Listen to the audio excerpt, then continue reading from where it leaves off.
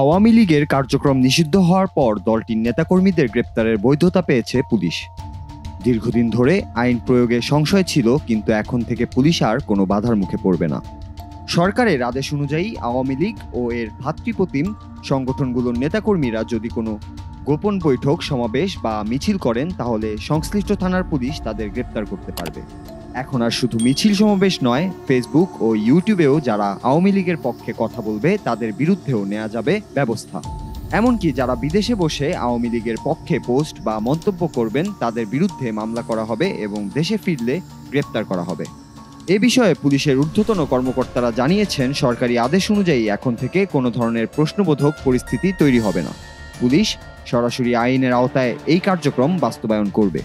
IGP Baharul Alam বলেছেন, police আইনের ভেতর থেকে কাজ করছে এবং সরকারের নির্দেশনা অনুযায়ী কার্যক্রম চালাবে। এছাড়া যারা সাইবার স্পেসে আওয়ামী লীগের পক্ষে পোস্ট, কমেন্ট বা গুজব ছড়াবে তাদের বিরুদ্ধে সাইবার সিকিউরিটি অ্যাক্টে মামলা করা হবে এবং গ্রেপ্তার করা হবে।